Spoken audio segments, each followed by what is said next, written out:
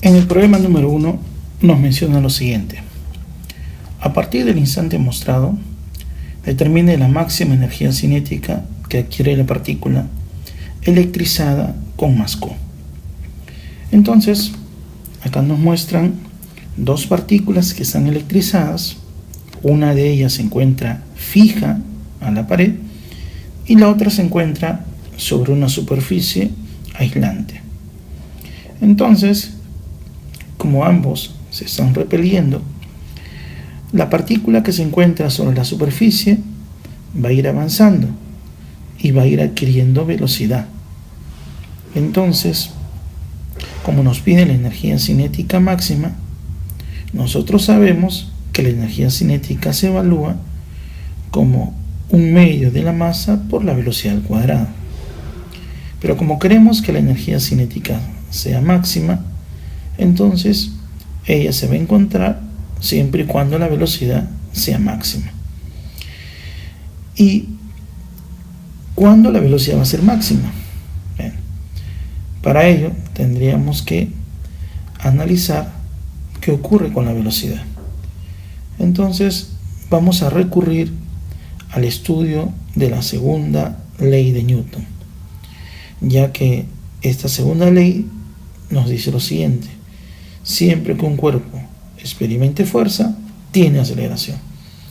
Y por lo tanto, como tiene aceleración, su velocidad va a estar en aumento.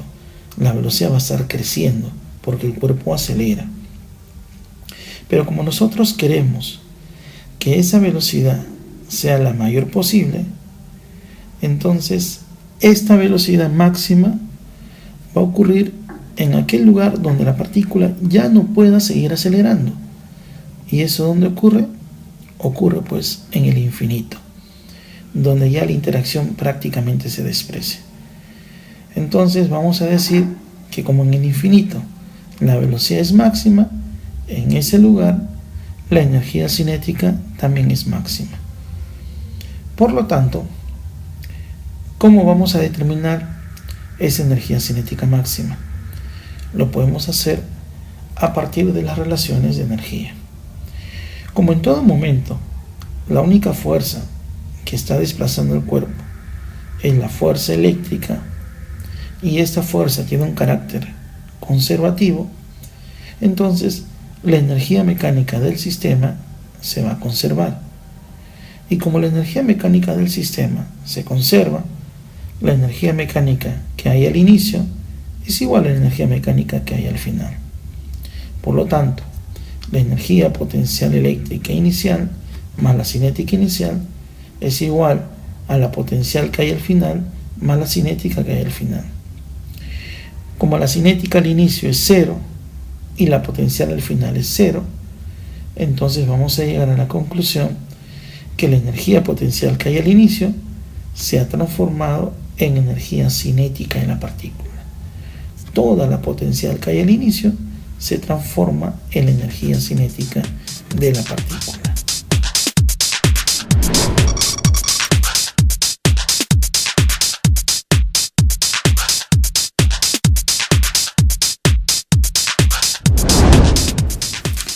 Veamos la pregunta número 2. Se tiene dos partículas idénticas electrizadas sobre una mesa lisa y agilante, tal que el módulo de la fuerza de tensión que une el cable, en la cuerda que une el cable de las dos esferas, es igual a F. Si se corta la cuerda, determine la rapidez de una de las esferas en el instante en que el módulo de la fuerza eléctrica entre ellas se hace igual a F cuartos. Muy bien, entonces al inicio las dos esferas se están repeliendo porque tienen cargas de igual signo. Por lo tanto, el cable que las une va a estar tenso. Según el problema, la tensión tiene módulo igual a F. Luego vamos a cortar el cable. Y cuando cortamos el cable, esas esferas, como se repelen, se van a ir alejando una respecto de la otra. Como ambas esferas son idénticas, tienen la misma masa y además la fuerza de repulsión entre ellas, debido a la tercera ley de Newton, tiene el mismo módulo. Por lo tanto, a medida que se van alejando, van a ir adquiriendo la misma rapidez. Justamente en el preciso momento en que la fuerza de repulsión toma el módulo igual a F cuartos, me están pidiendo cuánto vale esa rapidez. Bueno, para ello vamos a decir que en ese preciso momento están alejados uno del otro una distancia igual a d1. Por lo tanto, como me están pidiendo la rapidez, yo sé que la rapidez de un cuerpo se puede relacionar, se puede vincular con su energía cinética. Pero, ¿qué ocurre con la energía? A medida que las partículas se van separando, la única fuerza que está realizando trabajo sobre ellas es la fuerza eléctrica. Pero sabemos que esta fuerza tiene un carácter conservativo. Esta fuerza, al realizar trabajo, hace que la energía mecánica del sistema se conserve. Entonces, como la energía mecánica se va a conservar, podemos plantear que la energía mecánica que hay al inicio es igual a la energía mecánica que hay al final. Al inicio, como ustedes pueden observar, las partículas no se movían, solamente existía interacción eléctrica. Por lo tanto, solo tenemos energía potencial eléctrica al inicio. A medida que se van separando, como va aumentando la velocidad, van a ir adquiriendo energía cinética, pero a la vez que se van separando, la interacción va disminuyendo. Por lo tanto, se reduce la energía potencial eléctrica. Bien, reemplazando las fórmulas que nosotros conocemos para la energía potencial y la energía cinética, simplificando y despejando la velocidad, obtenemos que la velocidad del cuerpo se halla de esta manera: en la raíz cuadrada de la constante de Coulomb por la carga al cuadrado entre la masa y multiplicado por la diferencia de inversa de la distancia de separación. Muy bien, a esta expresión le vamos a llamar 1. Veamos ahora que en los datos del problema me han dado las cargas y la distancia d, además de la fuerza F. Y podemos observar en los resultados, en las alternativas, que las respuestas están en función de F, d y la masa. Por lo tanto, la distancia de 1 no se conoce. Esa distancia la debemos determinar en función de los datos que nos da el problema. ¿Y cómo podemos hallar esa distancia?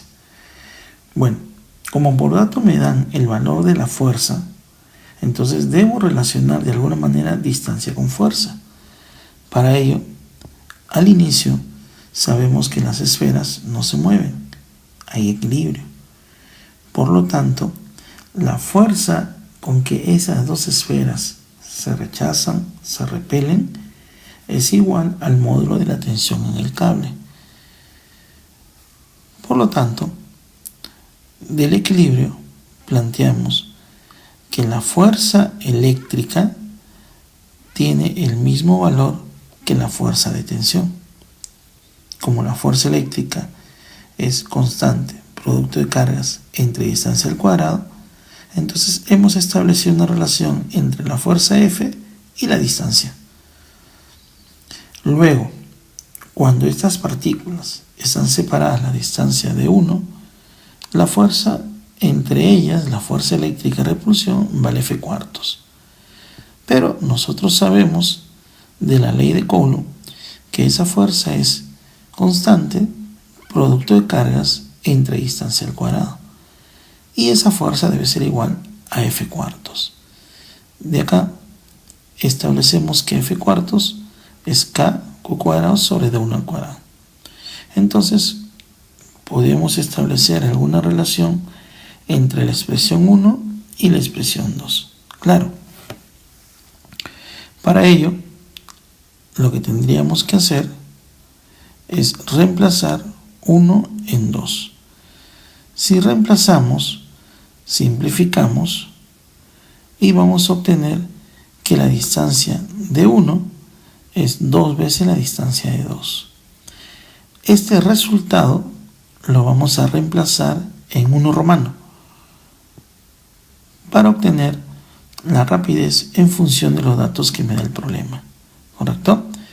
Operando, nos sale que la velocidad es la raíz cuadrada de k q al cuadrado sobre 2md.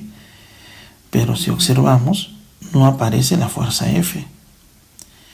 Si observamos detenidamente la expresión 1, la fuerza F está en función de la carga, de la constante y de la distancia al cuadrado. Pero en la última expresión no aparece distancia al cuadrado. Entonces vamos a darle forma. Si le damos forma, obtenemos lo siguiente. Multiplicamos por d arriba y por d abajo. Y esta expresión, kq cuadrado sobre d al cuadrado, es f. Por lo tanto, la rapidez es la raíz cuadrada de f por d sobre 2m. ¿Correcto? Esta sería la respuesta.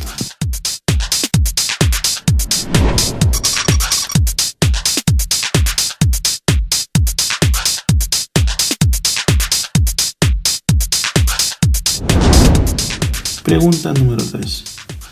En el sistema de partículas que se muestra, O es el centro de la semicircunferencia. Si el potencial eléctrico en el punto A es 70 voltios, determine el potencial eléctrico en el punto O. Muy bien. El punto O es el centro de una semicircunferencia. Y lo que me están viendo es el potencial eléctrico en dicho punto. Pero para ello me dan por dato que el potencial eléctrico en el punto A es igual a 70 voltios. Muy bien. Entonces, para determinar el potencial eléctrico en cualquier lugar, se emplea un principio en la física conocido como principio de superposición, el cual nos indica lo siguiente, que el potencial eléctrico en cualquier lugar se halla sumando el efecto producido por todos los cuerpos que rodean a ese punto. En ese sentido, el potencial eléctrico en el punto O se obtiene sumando el potencial eléctrico de todas las partículas que rodean a dicho punto. Si consideramos que la partícula de la izquierda es la partícula 1 y la partícula de la derecha es la partícula 2, entonces vamos a obtener que el potencial eléctrico en dicho lugar se obtiene como la suma de los potenciales debido a cada uno de ellos. Como los dos equidistan del punto una distancia r, entonces el potencial eléctrico es 2 veces K por la carga sobre R. Muy bien. Pero no conozco la carga ni sé cuánto es el radio de la semicircunferencia. El dato que yo tengo es el potencial eléctrico en el punto A. Entonces vamos a aprovechar ese dato. Como el potencial eléctrico en el punto A es 70 voltios, voy a determinar el potencial en ese punto debido al aporte de las dos partículas que rodean a dicho punto.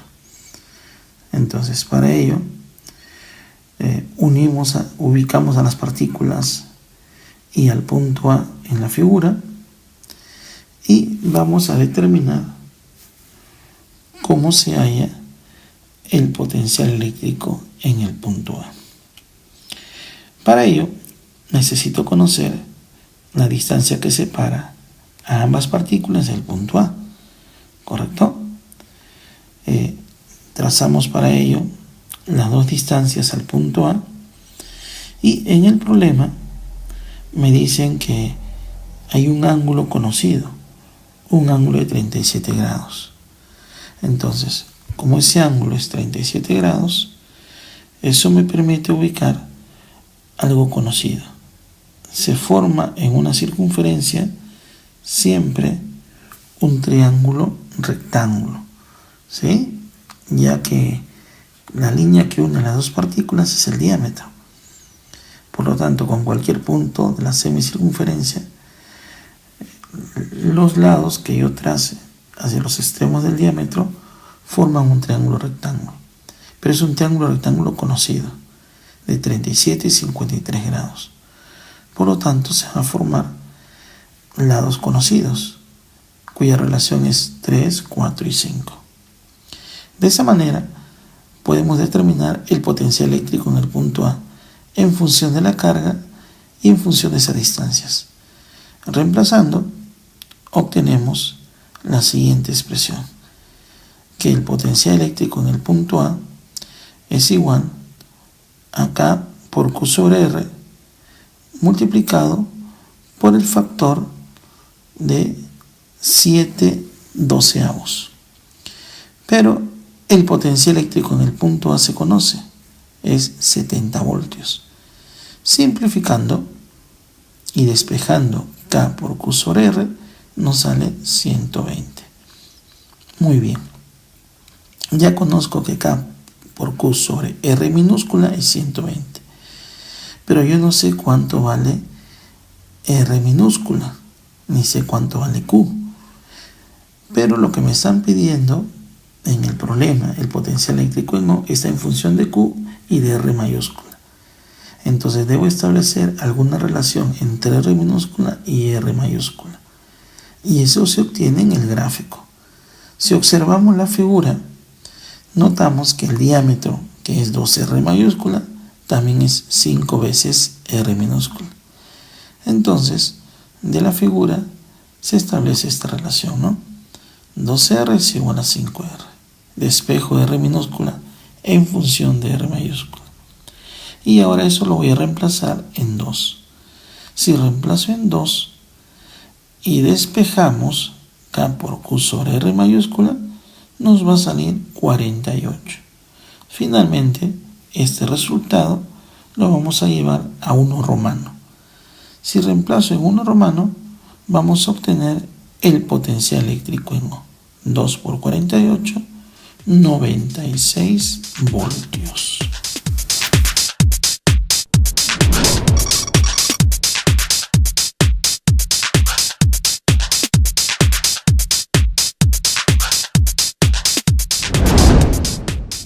Pregunta número 4. En el gráfico se muestra un campo eléctrico homogéneo. Determine el potencial eléctrico en el punto A, sabiendo que el potencial eléctrico en el punto B es 480 voltios. Muy bien. Entonces, como nos están pidiendo el potencial eléctrico en el punto A, sabiendo que el potencial eléctrico en el punto B es 480, de alguna manera debemos relacionar esos dos puntos. Y para ello, nos dicen en el problema que el campo eléctrico que se muestra es homogéneo. Entonces, recordemos una propiedad que tiene todo campo eléctrico homogéneo. Y es que, al tratarse de un campo eléctrico homogéneo, se sabe que la diferencia potencial entre dos puntos y la distancia que separa las líneas equipotenciales que pasan por esos dos puntos, esa relación permanece constante, porque justamente esa relación viene a ser la intensidad del campo eléctrico. ¿Sí? Recordemos que esa distancia no es cualquier distancia, es la distancia que separa las líneas equipotenciales que pasan por esos dos puntos, M y N. Muy bien, en ese sentido, esta propiedad la vamos a aplicar en nuestro problema. volvemos a realizar el gráfico, ¿correcto? De las líneas las líneas de campo eléctrico, y lo que vamos a hacer ahora es trazar las líneas equipotenciales que pasan por los puntos A y B. Si nosotros trazamos las líneas equipotenciales que pasan por esos dos puntos, podemos observar que se forma una figura conocida. ¿Sí? Al trazar esas líneas equipotenciales, notamos que en la figura sombreada, esa figura sombreada que hemos colocado con puntitos, representa un paralelogramo. Y sabemos que en todo paralelogramo los lados opuestos son paralelos y de igual medida. Por lo tanto, la distancia que separa la línea equipotencial que pasa por el punto B y por el punto P es la misma distancia que separa la línea equipotencial que pasa por el punto P y por el punto A.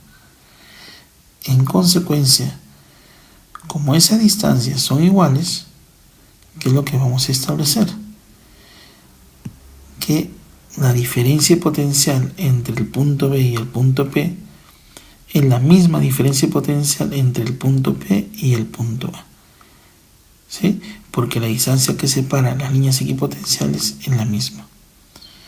Pero, ¿qué es una diferencia potencial? Es la resta de dos potenciales. Por lo tanto, el potencial en B menos el potencial en P tiene que ser igual a la diferencia potencial entre el punto P y el punto A. Si reemplazamos los valores y despejamos el potencial eléctrico en A, nos sale 320 voltios. Esa sería la respuesta.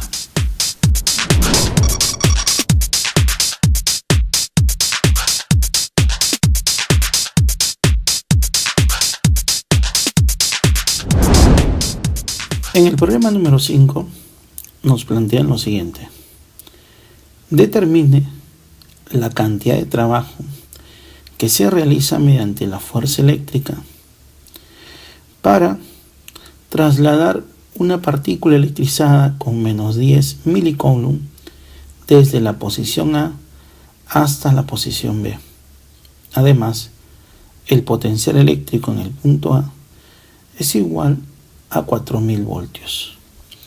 Muy bien.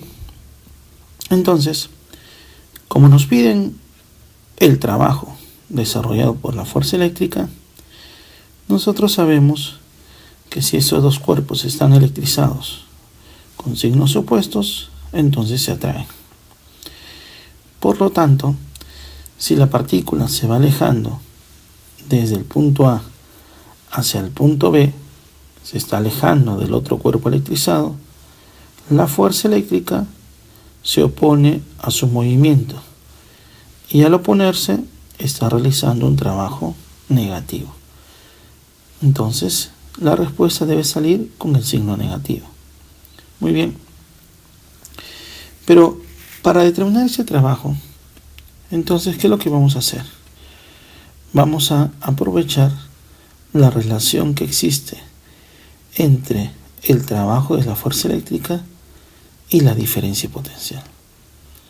Sabemos que el trabajo de la fuerza eléctrica de un punto A hasta otro punto B se obtiene multiplicando la carga por la diferencia potencial que hay entre esos dos puntos. Sabemos cuánto vale la carga, menos 10 milicoulomb por 10 a la menos 3, y sabemos cuánto es el potencial eléctrico en el punto A. Solo faltaría conocer el potencial eléctrico en el punto B.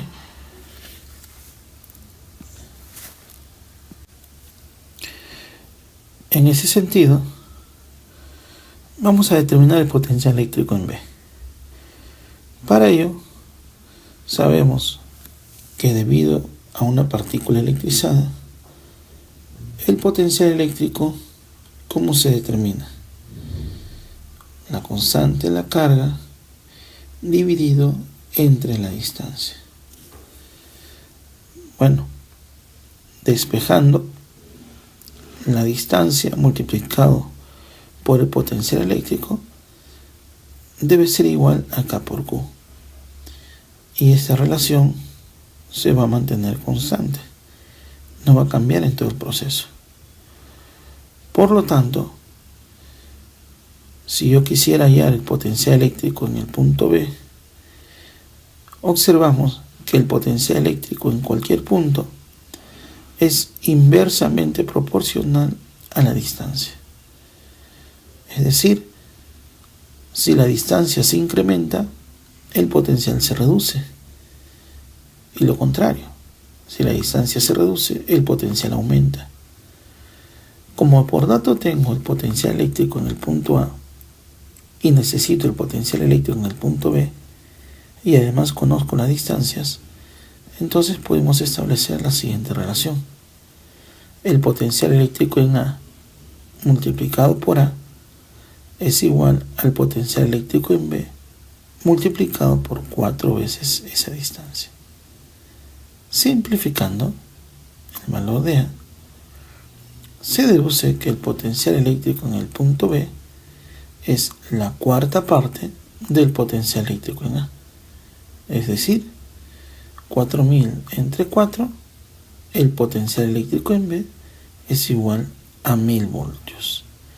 Este resultado le vamos a llamar 2 romanos.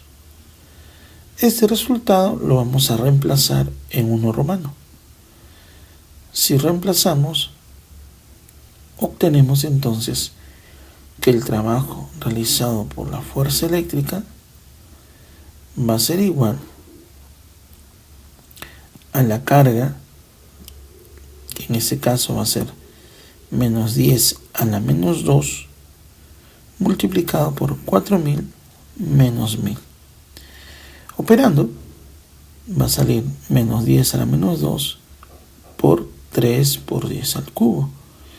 Simplificando, la respuesta entonces será menos 30 joules.